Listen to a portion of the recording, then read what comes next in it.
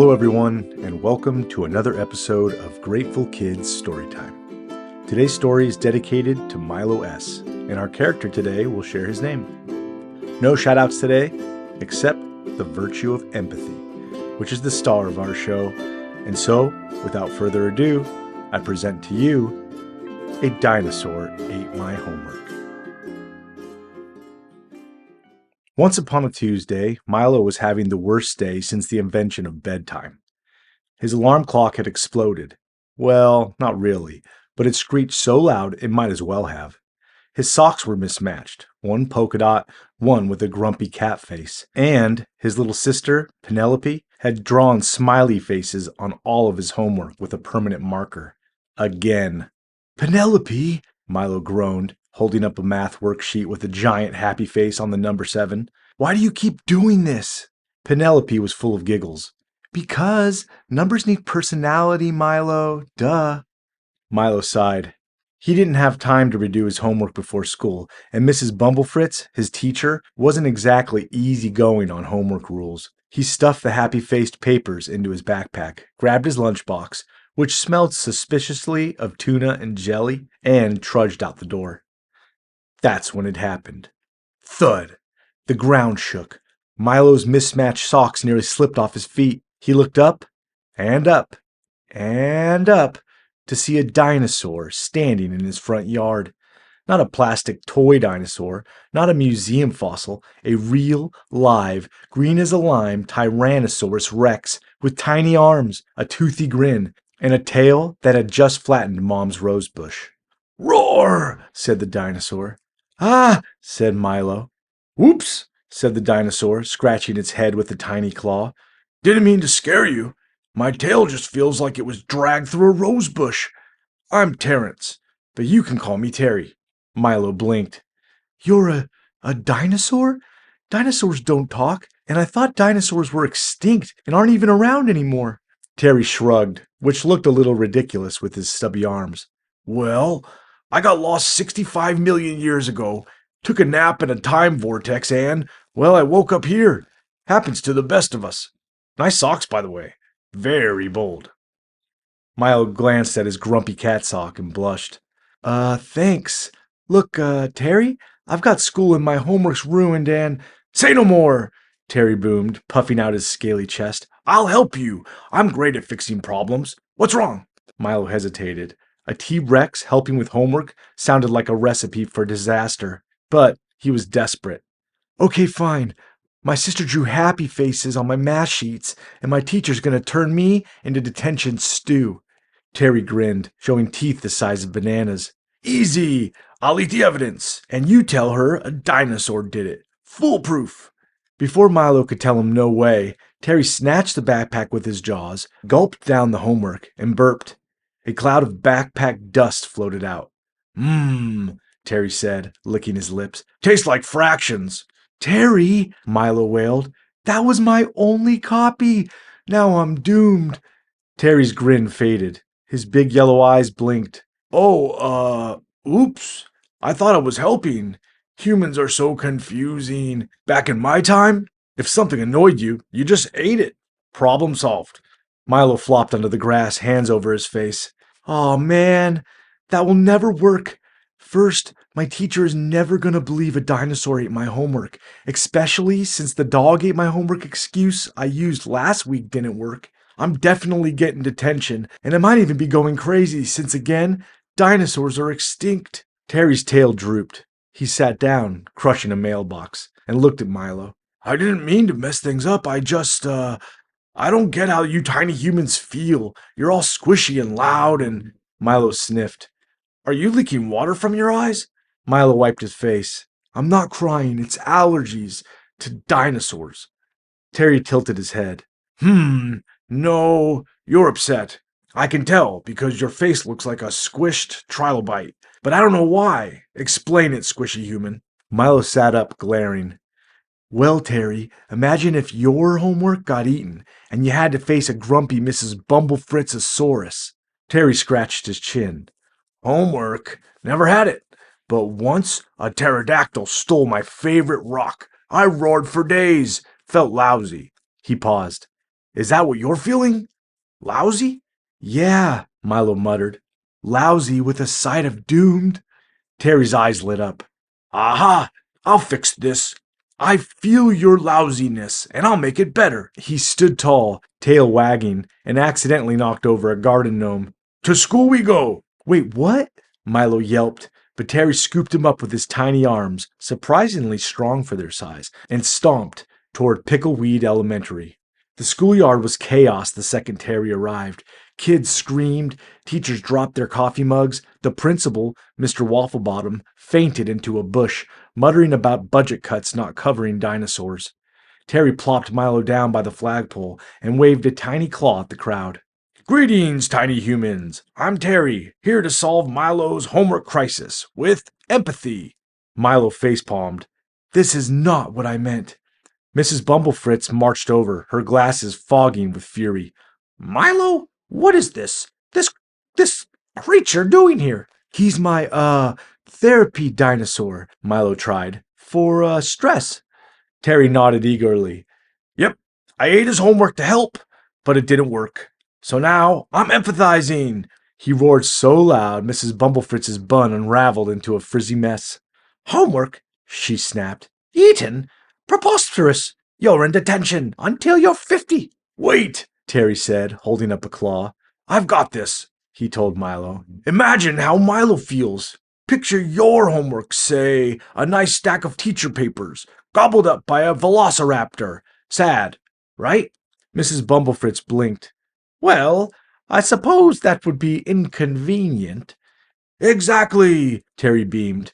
So give him a break. He's got a dinosaur problem, which is way worse than a regular problem. Like 65 million years worse.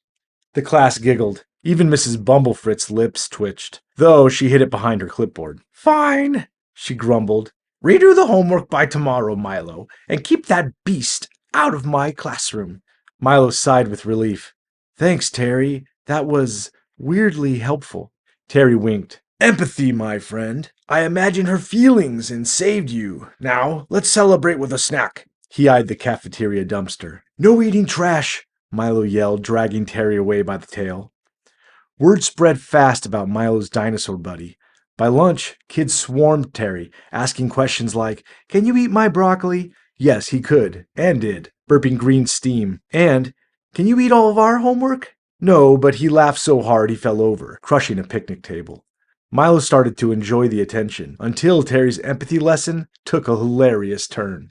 Next up, Terry announced, holding court by the swings, I'll teach you tiny humans empathy. Watch this. He pointed at Sophie, a girl with pigtails and a scraped knee. Sophie, you're sad. Why? Sophie sniffled. I fell off the slide. Terry gasped dramatically. A tragedy! I feel your pain! He flopped onto the ground, rolling around and clutching his knee with his tiny arms. Ow, ow, ow! Slide betrayal stings! Kids burst out laughing as Terry wailed. The ground is so mean to my giant legs! Sophie giggled. It's not that bad, Terry. See? Terry popped up, grinning. I felt your hurt, and now you feel better. Empathy works. He high-fived her with his claw, accidentally knocking her lunchbox into a tree. Oops, I'll get it. He headbutted the tree, and apples rained down, along with a very confused squirrel. Milo couldn't stop laughing. Terry, you're terrible at this, but it's kind of awesome. Terry puffed up proudly. I'm the king of feelings now. Next victim, friend. He turned to Ralphie, a kid with a runny nose and a soggy sandwich. Ralphie, you look like a wet stegosaurus. What's wrong? My dog must have gotten into my lunch and ate my sandwich, Ralphie mumbled. Terry roared. A dog thief! I feel your rage! He stomped around, pretending to chase an imaginary dog, barking with his deep dino voice. Woof, woof! Give it back, you furball! Then he tripped over a jump rope, landing snout first in a mud puddle. The playground erupted in cheers. Ralphie wiped his nose, smiling. Thanks, Terry. I guess it's funny now. Milo shook his head, grinning. You're a disaster, Terry. But you're making everyone happy. Terry spat out mud. Empathy's messy, Milo, like a meteor crash, but with more hugs. By afternoon, Terry was a school legend. Kids drew him pictures, mostly of him eating homework, and even Mr. Wafflebottom woke up long enough to say, Keep that lizard outside or I'm calling the mayor. But Milo noticed something. Terry kept helping others, but he never talked about his feelings. Hey, Terry, Milo said as they sat under a tree after school. You're good at this empathy stuff now, but what about you? Don't you ever feel lousy? Terry's tail thumped the ground. Me? Nah, I'm a T-Rex. I roar, I eat, I stomp. No squishy feelings here. But his voice wobbled, and his tiny arms hugged his chest like he was hiding something. Milo frowned. Come on, you made me tell you mine. What's up? Terry sighed, a gust that blew Milo's hair back. Fine, I miss my dino pals. The time vortex thing, it's lonely. No one here gets me. I act big and goofy, but sometimes I just want to go home. Milo's heart did a little flip. He hadn't thought about Terry missing his own world. That stinks, he said. Like mega stinks. I guess I'd miss my family too if I got stuck 65 million years away. Terry nodded. Yeah, but you're my pal now, Milo. That's why I stuck around. You're squishy, but you're nice. Milo smiled.